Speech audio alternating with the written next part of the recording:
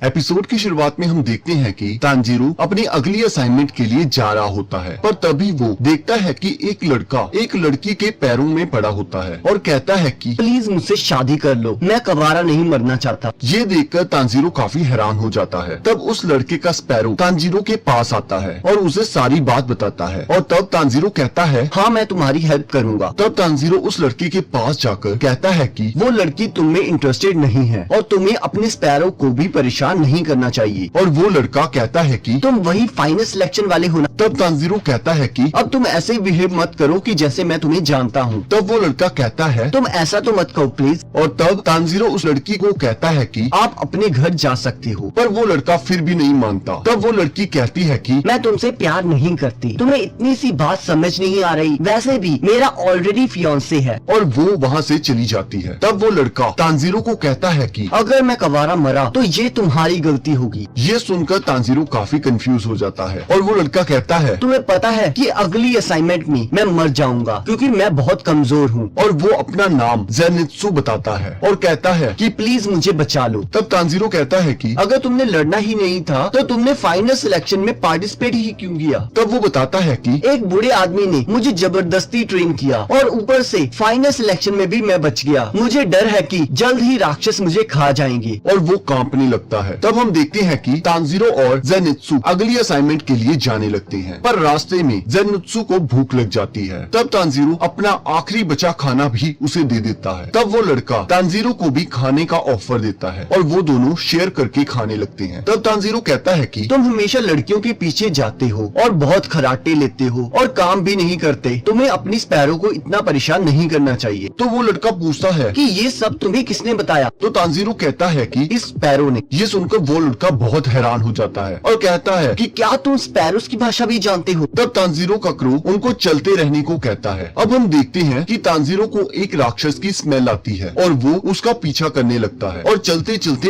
एक घर के पास पहुंचता है और वो कहता है कि इसकी स्मेल बहुत तेज है। तब वो लड़का कहता है कौन सी स्मेल, मुझे तो बस एक आवाज आ रही है। तब वो देखते हैं कि एक लड़का और लड़की पेड़ के नीचे काफी डरे हुए खड़े होते हैं। तब तांजीरो उनको शांत करता है और उनसे सारी बात पूछता है। वो रात को कहीं जा रहे थे पर एक राक्षस उनके भाई को उठाकर ले जाता है और जब वो उसका पीछा करते हैं तो वो यहाँ पर आ जाते हैं। तब तांजीरो उनको कहता है कि तुम बहुत ब्रेव हो और तुम्हें फिक्र करने की जरूरत नहीं है, हम तुम्हारे भाई को बचा लेंगे। पर तभी हम देखते हैं कि ज़ेनित्सु को ड्रम की आवाज आने लगती है जो कि लगातार बढ़ती जा रही थी और तभी खून से लथपथ एक लड़का बाहर आकर गिरता है और उसकी तांजीरो के हाथ में ही मौत हो जाती है। और तांजीरो कहता है कि मुझे माफ करना, अगर मैं जल्दी आ जाता तो शायद मैं तुम्हें बचा ले। तब तांजीरो उन बच्चों से पूछता है कि क्या ये तुम्हारा भाई है। तो वो कहते हैं नहीं, हमारे भाई ने ऑरेंज किमोनो पहना था। तब तांजीरो कहता है कि इसका मतलब है कि उस राक्षस ने और भी लोगों को पकड़ा हुआ है। और तब तांजीरो अपना बॉक्स उन बच्चों को देते हुए कहता है कि अगर तुम कभी किसी मुसीबत में होगे तो ये तुम्हें बचा लेगा। और वो दोनों उस घर के अंदर चले जाते हैं और तब हम देखते हैं कि वो बच्चे भी घर के अंदर आ जाते हैं और कहते हैं कि हमें उस बॉक्स में से अजीब आवाजें आ रही थी। तब तांजीरो कहता है कि तुम्हें उसे अकेला छोड़ के नहीं आना चाहिए था क्योंकि वो मुझे मेरी जान से भी प्यारा है। तब हम देखते हैं कि इन्हें एक ड्रम की आवाज आने लगती है जिससे वो काफी डर जाते हैं और ड्रम की आवाज से रूम चेंज होने लगते हैं जिससे हम देखते हैं कि वो अलग अलग हो जाते हैं और एक राक्षस तांजीरो के कमरे के बाहर आ जाता है और तांजीरो को महसूस होता है कि यहाँ और भी राक्षस हैं और ये उन सबका बॉस है। और यहाँ दूसरी ओर हम देखते हैं कि ज़ेनित्सु रो रहा होता है और कहता है कि मैं तांजीरो से अलग कैसे हो गया, अब मैं नहीं बचूंगा। पर छोटा बच्चा उसे हौसला देते हुए कहता है कि तुम्हारे पास तलवार है, अगर तुमने उसे यूज ही नहीं करना तो उसका क्या फायदा। तो ये सुनकर ज़ेनित्सु कहता है तुम्हारी बातें सीधा मेरे दिल पर लगी हैं, अब मैं तो गया। और वो